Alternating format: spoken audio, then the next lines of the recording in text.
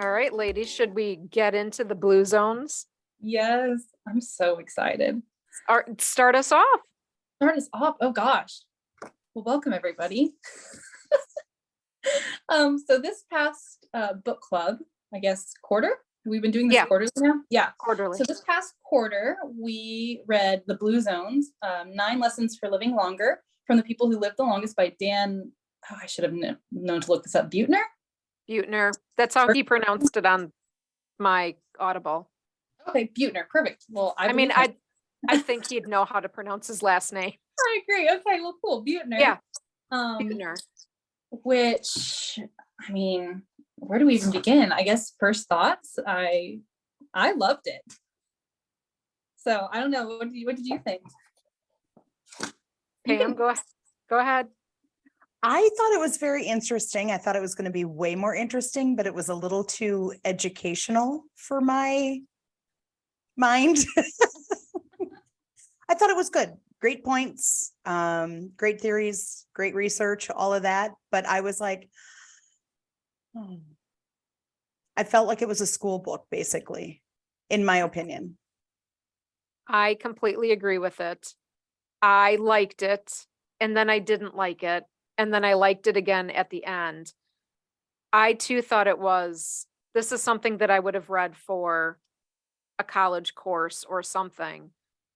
I would have liked to have seen or listened to more stories. I thought his stories were completely on point.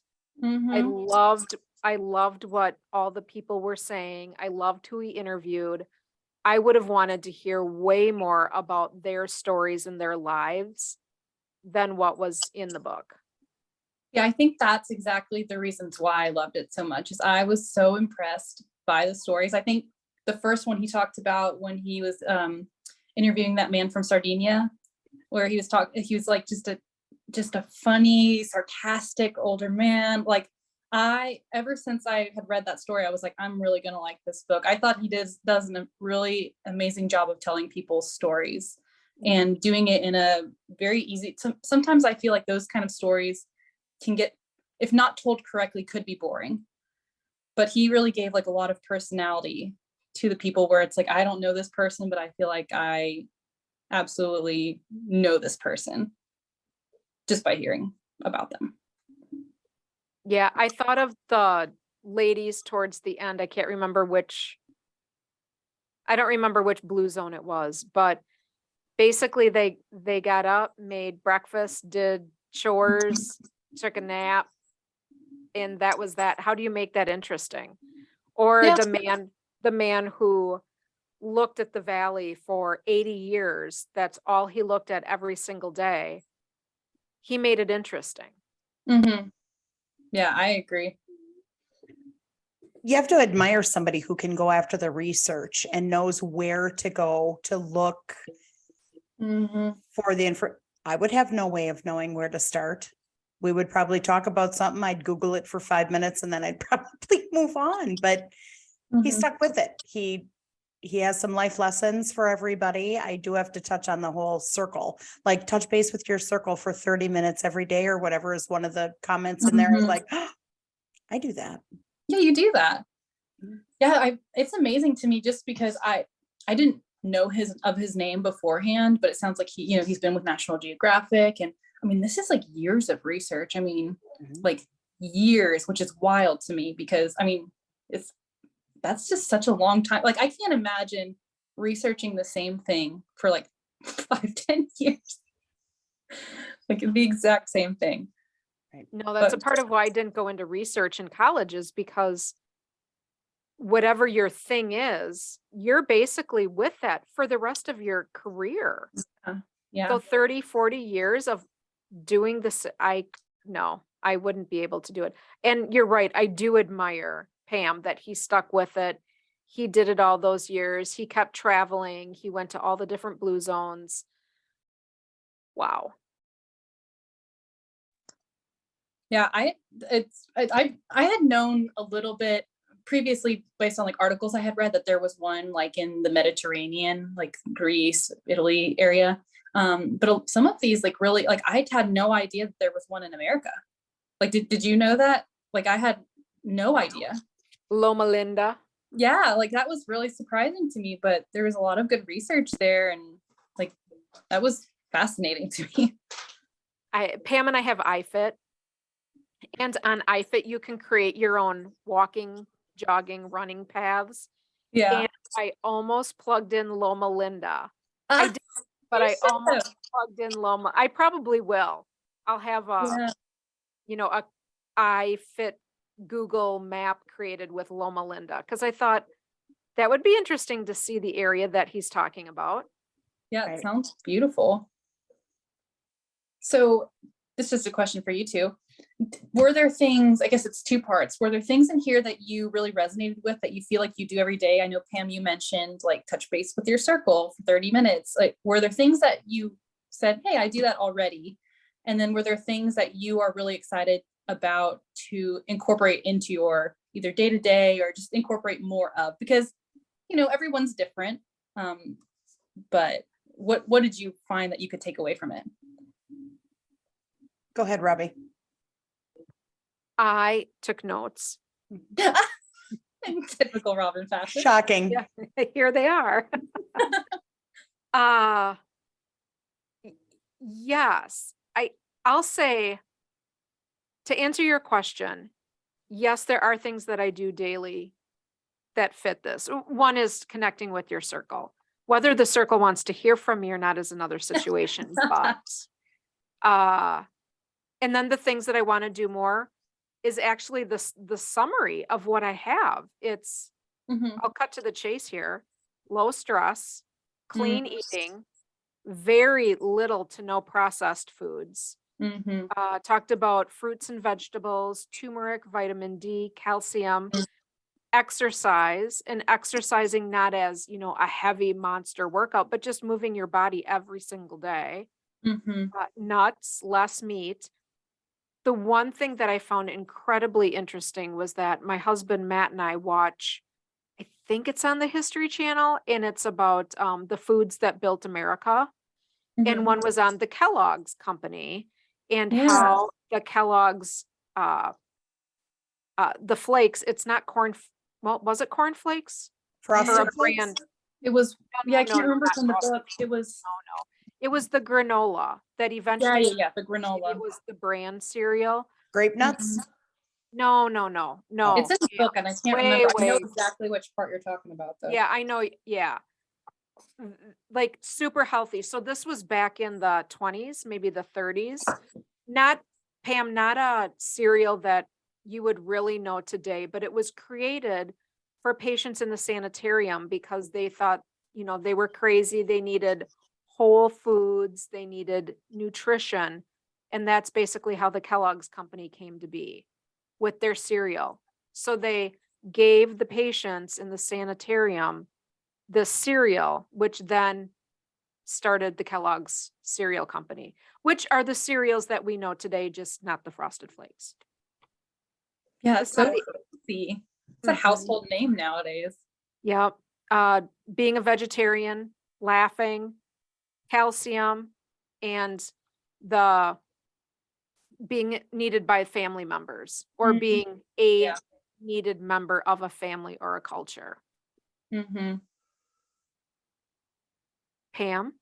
Not a cult, just a Not culture. a cult, just a culture. So I highlighted a couple of little things, and of course, Oh, so it's not just me. I don't, I just have a few notes. I don't have a You lot. know, with your stickies. Yeah, the big thing for me, obviously, was the connecting with your circle, because I feel socialization is very important to me. We all know that. And I think just checking in on people and touching base with people, like finding out, hey, you okay today? What's going on? Things like that. And sometimes that's good for your mental health, especially in winter in the Midwest. Check in. See how your friends are doing. I did chuckle. There was a spot in there. It said like 3 takeaways or whatever. And it said, buy a case of really good wine. I'm like, oh, try not to drink. That's not a good thing. But again, I saw the calcium. I saw the sleep and the napping. I'm like, ooh. Oh yeah. Isn't it the Japanese culture that naps, right? I want I say that's correct. I can't remember from the book which one it was. I don't remember. I swear it was like Okinawa, Japan. Oh, it probably was the Okinawans. So I was like, I remember hearing about that. I remember reading about that, but I thought 20 minutes every day to take a nap would be fantastic. It's good for Leslie- your health. That's so right here. Yeah. Leslie and I just had this conversation about napping. She's a huge napper. Ooh. But then we talked about, and I'm not a napper at all. I mean, I will rarely nap. I've got to be pretty exhausted to nap during the day. But then we talked about what's the difference, or what is your not even expectation, what is your definition Yeah. of what a nap is? And my definition is 2 to 4 hours. She's Oh my like, that's not napping. Her mine, no. definition is much more like my mom's definition of, 15 minutes, 30 minutes max, normally right around 15 to 20 minutes. And then that changes for me personally, that's just a waste of time. I'm not even going to spend that time taking a nap, but maybe it really would be beneficial. Are you guys nappers? I'm I wouldn't say I'm a napper. I probably take a nap 2 times a month, maybe. Depends on the day. It's normally on the weekends, but I mean, my definition is more like your mom's also, like 15 to 30 minutes. I mean, I don't know about you, but when I do take a nap, if it's more than 30 minutes, I wake up and I don't know what year I'm in. Like, have you ever had that happen? Like, I am so out of it. Like, I will wake up and it feels like 10 years have gone by, and and then it makes it worse for the day. That sweet spot of 15 to 30 minutes is, I don't know, my biggest thing. But Pam? I love a good nap. Robin, you know that. I do. I love a good nap. I have not napped for, I feel like, a very long time, because I feel good. So I don't feel like I need to nap. Don't get me wrong. There are times I could sit on the couch and close my eyes and rest for a few minutes. But I'm with you, Ashley. If I sleep longer, I would say if I sleep longer than 30 minutes, unless we're at the cabin, I wake up delusional. Like, what was it an all night nap? Is it the next day? Like, what did I miss? Time goes out the window. Yeah. And I I'm think, really like dizzy. It's weird. I think too, it depends on how hard you slept. Was it a light nap, like just a rest, like you shut your mind off and you just kind of took a rest, or did you sleep? Yeah. I'm sure at that point, if it's more than 30 minutes, I bet you're getting into I don't know anything about sleep, but I'm pretty sure like just the part of the cycle that you're in, probably getting woken up after 30 minutes is probably the reason why. So we're in some like deep cycle.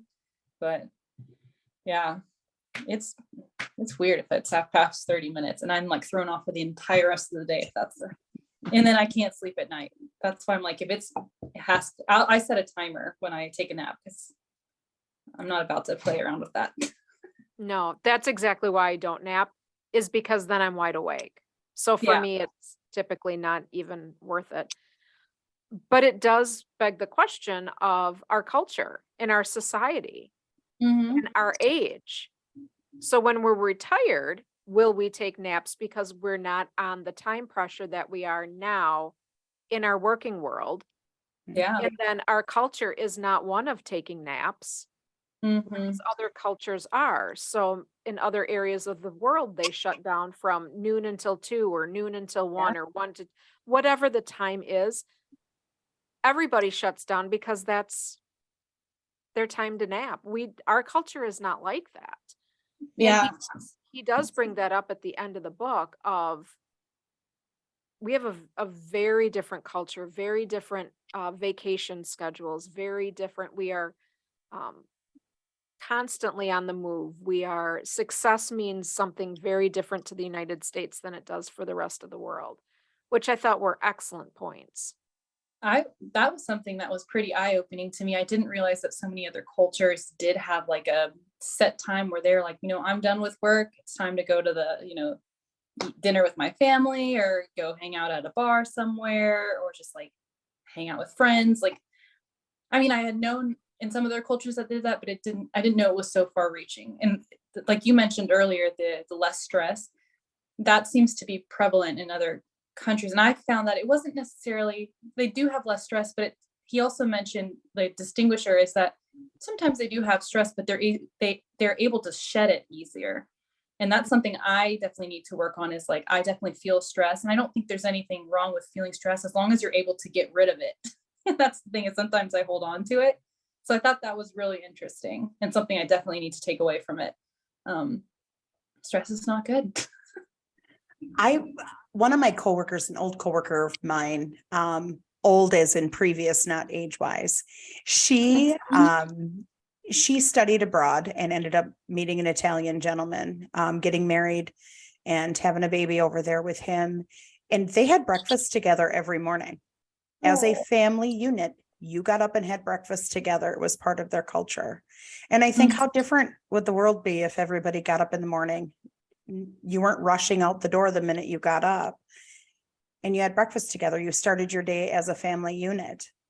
Yeah. I just think that would be interesting. It sounds, I mean, a lot of this I feel like sounds just a lot about intentions. Like, you get up and you're intentional about eating with each other. You're intentional about spending time with family. Like, family is important to a lot of people, but I just feel like it's not like a lot of these places had multiple generations living in the same home. And it just seemed like it's more ingrained in their day-to-day life. Like, I love my family. But we don't live in the same state, my grandparents, I only see them a few times of the year, and these families are seeing each other every day. So it seems like it's just much more ingrained in your day-to-day life. The other thing that stuck out to me was the term family. Mm-hmm. To me, family does not equal blood. So yes, they are my family. My family members are definitely my family. I'm not saying that. But what I'm saying is, I feel very strong that Dan, which is Pam's husband, I've called him and considered him my brother since high school. And we are by no means related by blood, but I feel like we're related by our friendship. So therefore, he's my family. Some days he does claim me, and other days he does not claim me. But in general, I feel like here in the United States, there are lots of people who don't necessarily consider family members blood. They also consider family members good friends, or their theater troupe, or the ballerinas, that troupe is their family. Yeah. I found that interesting too, but Dan was using the term family as in a pure blooded family relationship. I found that interesting. Yeah. So I feel like this book, I typically follow a Mediterranean diet. That's what I found that works well for me.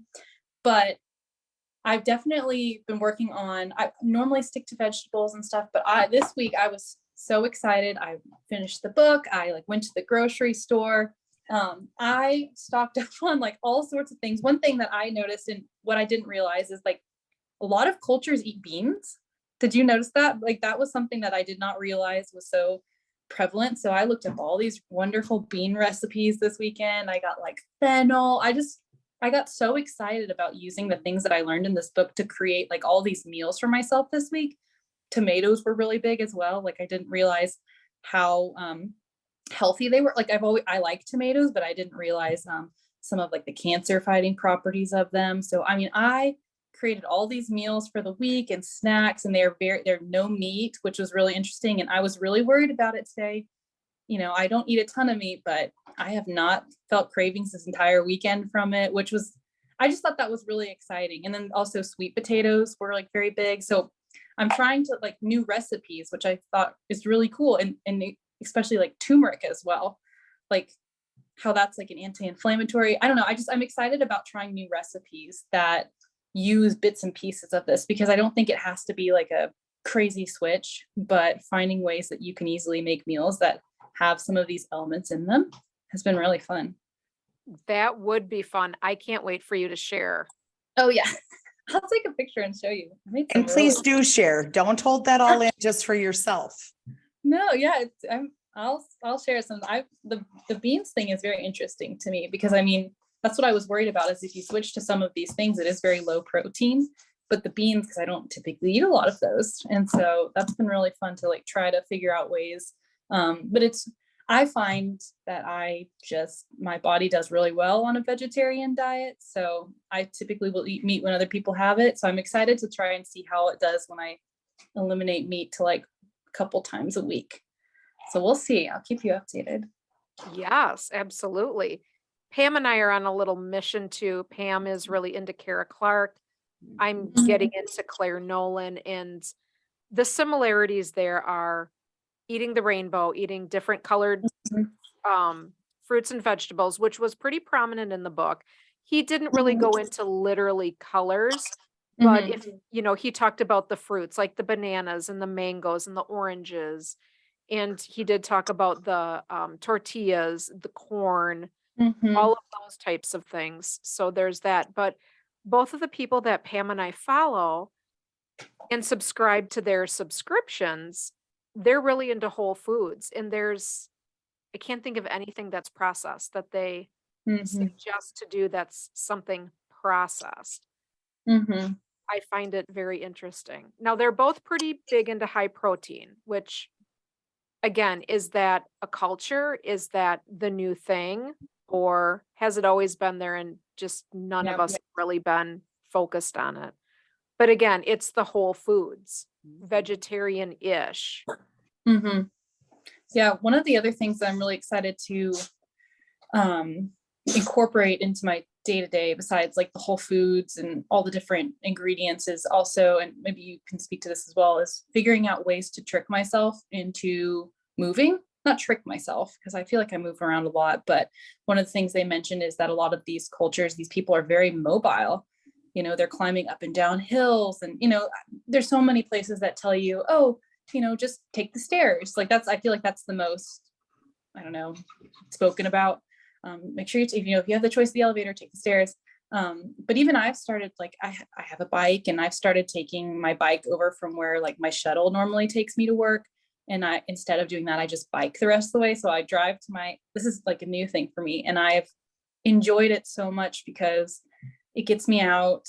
It gets me moving as soon as when I get to work, the few times that I've done it so far, I feel so invigorated when I get to work. I hit the ground running, and it also gives you that burst of sunshine in the morning. Like, it's been so great.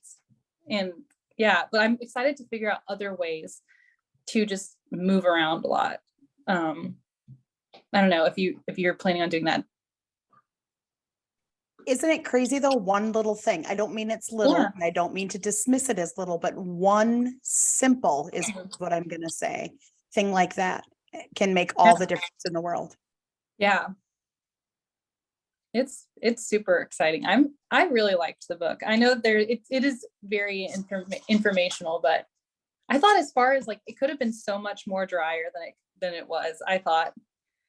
Yeah, if the stories wouldn't have been in there, it would have been a snooze fest to some degree. But yeah, about moving and trying to get steps in, I just thought this morning, wouldn't it be great if I got out of bed and I had the first 30 minutes to myself, and then start moving or go out for a walk when it gets nicer outside, or do something so that by noon I have at least 5,000 steps in.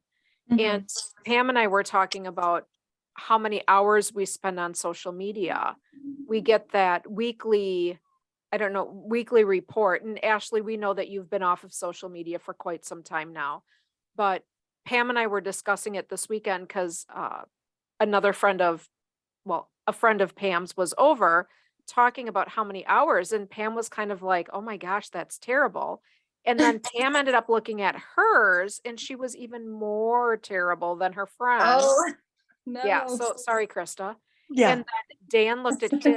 I then looked at mine, and Pam and I said, this is ridiculous. We're spending a ridiculous amount of time on social media, even if it's, at night before you go to bed or in the morning when you wake up, what's going on. We have decided that we are really going to try hard to eliminate that screen time in social media. Do we really need to know what's going on 24/7? I don't. Yeah. I will say, and it's not for everybody, and I'm not saying everyone should, like, so social media gave me a lot of anxiety and stress, and that has helped cutting it out.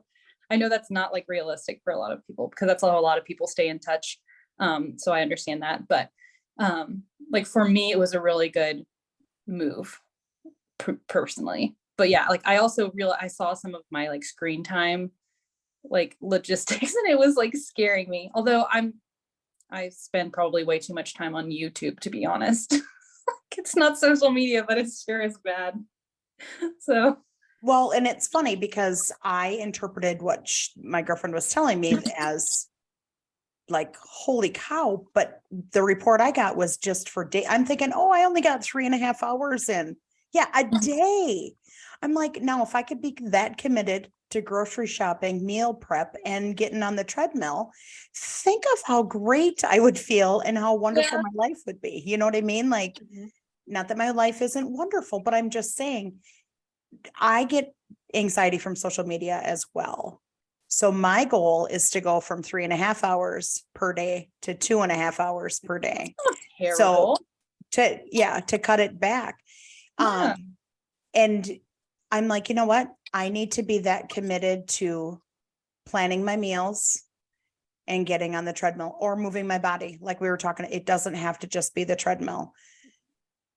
I also, this is kind of a side note, but along the same lines, I have been watching this show on Netflix and I'm like, okay, I can't watch that show unless I'm on the treadmill, because I could sit on the couch and binge a season of it or, whatever. It's like, nope. So last Friday, I watched 2 episodes of it while I was hoofing it on the treadmill. I'm like, okay, Nice. this is way better than sitting on the couch. That's what I used to do back in the day when you received DVDs from Netflix in the mail. That's how long I've been a Netflix member. And I had a treadmill. I was, pinching pennies, working a second job. And I thought the only way that I could justify the $10 a month was I had to be working out when I watched my Netflix DVDs. And it worked. It worked like a champ. What a great way to motivate you. One thing I had to start doing too, because I'm like very bad at binging shows, is I make myself do like 20 crunches and 20 push-ups between episodes to motivate myself to like. Oh, I like that. That's get up. Fantastic. No, it's not. I'm Robin, gonna learn to treadmill. I feel like Ashley's holding out on us. We need to have an off-camera conversation. I think so too. Ashley's got the spin on all of this stuff. No, but I would get to the point where I would just sit there and I'd be like 4 episodes later, I'm like, I have not gotten off of this couch. So that was like one of those things where it's like, okay, I give myself permission to watch another episode, but I have to move or, but it's good. Like it's your blood pumping and then I don't know. Well, so when you do whatever exercise you want though. Well, exactly. But it's the movement. So when Robin and I first started the step challenges, I want to say this was 2 years ago, I would walk in the living room while I was watching something on HBO Max or, Netflix or whatever. And it was like, you have well, maybe you do, but it was like, holy cow, I can get 3,000 steps in just walking around my living room watching this show. I don't know. Sometimes it just seems simple, but it's so hard to do. Yeah. And then, you get distracted. My biggest thing is I get distracted and then I'm like walking around and then like, well, this dish is the dish, but that's movement still too, I guess. Right. So I want to know more about these beans you're incorporating. I know that he did talk about that in the book, but I love chickpeas. Are they the same as garbanzo beans or whatever? I could eat them cold right out of the can. I know that sounds disgusting, but I roasted some with cauliflower a couple weeks ago with buffalo sauce. Oh, yum. That sounds amazing. Okay, buffalo sauce was not an ingredient that Dan talked about in the Blue Zones. Well, I understand. Processed. Processed. This is Primal Kitchen. This is a clean. This is a Kara Clark recipe, but it was delicious. Yeah, I love how Pam defends it by it's a Kara Clark recipe. Duh. Cleanest you can get for farm. Yeah, I've been interesting to see the ingredients. I bet they're pretty good. They're clean. They're yeah, very clean. But I mean, I think Yeah, I tried, I didn't realize, I guess lentils are considered legumes. Yep, Like I didn't red realize they lentils, were. yellow and green lentils. Yeah. I have lentils down in the basement actually for lentil soup. And apparently peas are as well. And I was like, well, goodness, I like all of those things. And then I recently I was just looking up bean recipes, and cannellini beans were on there. Which are Love those. I made those this week for 3 of my preps, and they were so good. I put some like diced tomatoes in it. I took some fennel fronds, put those in. It was so delicious. And I'm like, I've never had cannellini beans in my entire, that I know of, unless it was in a chili or something. But yeah, and there's so many recipes for lentils. Like, I just didn't realize, and it makes me, one of the things I really like about it is the beans make me feel full. So I don't feel as the need to like snack when sometimes, if you just have a salad, you might get hungry in a few hours. Yeah, I think he talked about it in this book. Or maybe I'm thinking of a video I've watched, but the importance of like vegetables and how it's a high volume meal, but lower calories. Which I thought was interesting. Oh, and speaking of which, Robin, you and I had this on our, you mentioned it and I kind of piggybacked on this because I thought it was a brilliant idea, but stopping eating when you're full. I love that they mentioned that. I think in Okinawa, it was eat until you're 80% full. Yes. Because that hit me a little bit, because my dad has an inside joke with me is I'm so bad about just eating really fast. And then like 20 minutes later being like, I'm so full because my brain hasn't caught up. And he's like, you do it every time. And I'm like, I know, but it's like this joke we have. Yeah. Yes. It was about, I don't think it was the Okinawans though. Maybe it was, but yes, it was the 80% full, and then slowing down and really chewing and eating your food. And then the other part was getting smaller plates because of the volume part that you brought up, and then thinner, taller glasses. So when you were talking about tricks, it really is, how do you trick yourself into thinking all of these things? Weight Watchers, and I'm sure several others, but I do remember when I was in the Weight Watchers program, that was the other thing. Don't use a dinner plate, use whatever the next, is it a salad plate? I bet it's a salad probably plate. Yeah. Yeah, use a salad plate, and then do, split your plate up by, your carbs, your protein, your vegetables. And because you're eating the same amount, but on a big plate, you're like, this isn't very much food. On a salad plate, you feel full. And I like the studies that he had toward the end of, and now I can't remember what one of them was, but I thought, oh, this is so striking. And I thought, it's so simple. Oh, shoot. Was there one where if you like make food and then you put it away, like there was that one. And I can't remember what the other one was. About the ladies losing weight. They were 14 times more likely to, oh gosh. Weighing yourself, have a scale available and weigh yourself every day. And I was like, that goes against everything I believe, but I'm putting the scale back in the bathroom. That's it. Yeah. I thought of you, Pam, exactly that's what it was. Thank you. It's the weighing yourself every day. We're told don't do it. Yeah. My friend Leslie would do the same thing. And I was like, stop weighing yourself every day. And she said, no. It really helps, because then you stop to think, what did I have yesterday that would have made me gain a pound or lose a pound or whatever it is. And it's like, oh, I forgot I had really high sodium. If you had anything with super high sodium, it's like, oh, I'm just probably retaining this water. Oh, yep. The next day, sure enough, I lost it. That's what it was, Pam. Thank you. Yes, it was weighing yourself every day. How could I forget that? Because I thought, oh my gosh, Pam's pulling that scale out. Well, so I do weigh myself and it does affect my mood. My pants can fit just fine, but that number on that scale. Yeah. It is. It's like psychological a little bit. It's like, it's lame. Especially if you're also like building muscle too, because you can look different, but also you're like, wait a minute, my pants fit differently. They're looser, but I've gained 3 pounds. Okay, so I had highlighted one of my Post-it notes in here was make snacking a hassle, Yeah. which I thought was quite interesting. So last week I bought a food scale. Was it Ooh. last? I think so. And I took some almonds, some raw almonds, and I have them all packaged out in little 10 ounce or whatever a serving is, serving 28 grams or something. And I'm like, you know how many I grab and go? I have one upstairs next to the bed in case I get, needs a snack, but I grab one before I leave for work. Super easy, but I'll tell you what. So are M&Ms and Trix or Twix and things like that. I don't have that in the house right now. The other thing was buy smaller packages. And I thought, oh, no, I like Costco and everything comes in a large package there. But that makes sense too. But sorry, I got off topic there with the whole scale thing, but the scale is a tricky thing for me. What are you putting your almonds in? What package? Because that's something I struggle with. I love nuts. Like, I don't have a problem not eating them. Like he talks about, they're so good, but he also mentions like nuts are delicious, but if you eat too many servings, they go from 100 or so calories to 400. And I'm like, that's me. I buy the big thing of walnuts from Costco and it's 50 servings, but I go through it in like a week. 2 days. So that's a problem.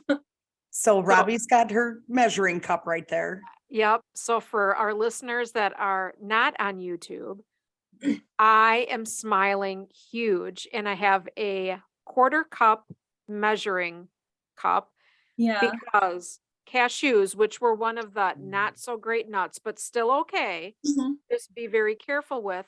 I will pour out a 1/4 cup of nuts for 160 calories, plop it into my newer food tracking, my net diary, which is way easier and better to use, I think, than my Fitness Pal. But that should be a whole nother podcast.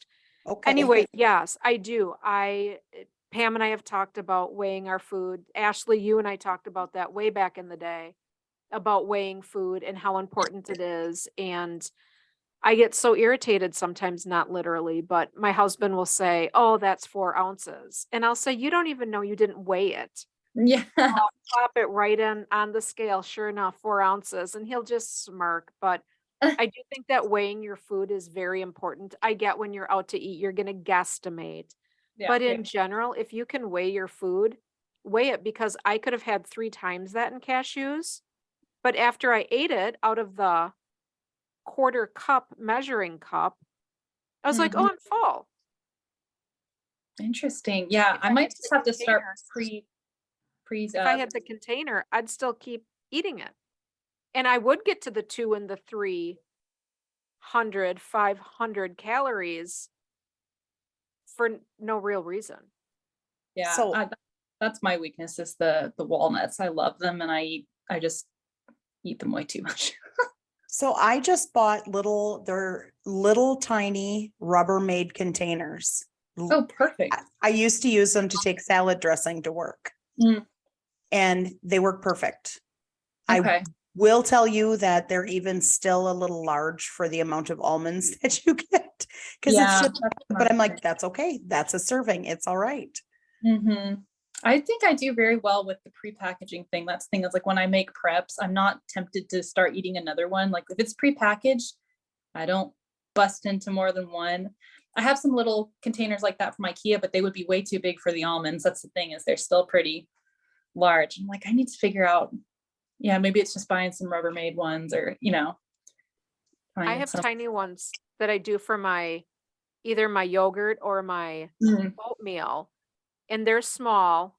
They're Ziploc, I believe, but they're tiny, and it holds, a tablespoon of chia seeds and then a tablespoon of hemp hearts and it's still very big like we're talking about, but Pam, it might be perfect for almonds. And even your cashews, if you needed to grab and go. And so I've been making trail mix. I think we've talked about this before, but I made trail mix and I measured everything out because I put the pepitas in there and the pistachios and the almonds and cashews and sunflower seeds. So I took a serving of each one and measured it out very tedious, but once you get going on it, it's easier Yeah. to identify. So Last minute things that we want to talk about the book. I thought it was interesting, but like I said, I felt like it was a science book, which, that's okay, because it was very educational. I like the napping part And the scale part. and the scale. So I'm getting the scale out. No, I won't. Ashley, what are your last thoughts? Yeah, I mean, about just the book in general, about the content, because I feel like as far as content, one of the things that I just really resonated with, and Robin, you probably will too, because we talk about it all the time, but just how happy all the people were that were the centenarians. Is that, how do you pronounce it? Centenarians. Centenarians, yeah. Just how positive of an outlook they had on life. Like they just were so happy. And I thought that was just really a great testament to just life and the beauty of it. I really liked it. I will say this is the one where don't judge a book by its cover, because I think you would never know what this book is about based on just the cover. But I was really surprised. I really loved the stories. There are beautiful stories in it. So yeah, I liked it. I really like sciencey books. So I really liked it. I love sciencey books, and this came from a suggestion from Pam. So funny how you and I, Ashley, liked this book quite a bit. I really liked it. Yeah. Yeah, I know what you mean though, Pam. Yeah, I liked it. You're right about being happy, the happiness. It really just reinforces everything that we've learned our entire lifetime. Yeah. Low stress or shedding the stress, dealing with stress, whole foods, very little processed to no processed, as much as possible. Vegetarian-ish again, some meat here and there, but laughing, family, being connected. Yeah. It's everything that we learned in kindergarten. Yeah. You just kind of forget, You do. Sometimes simple is better. Yeah, I agree. All right, Ashley, you want to take us out? Yeah, well, thanks everyone. Are we going to announce our next book or? Oh, yeah. Our next book is called Demon Copperhead by Barbara Kingsolver. Yeah. So that one we will review in June. Early June. If anybody is interested in joining us on the podcast, please get a hold of us at icandoanythingpod@gmail.com. We would love to have anybody on the podcast that wants to talk and review it with us. And then that podcast will drop around June 15th. Yep. But yeah, we're glad you came along with us. Thanks for joining us. And until next time, stay awesome. And keep reaching for your anything. Bye, everyone. See you later.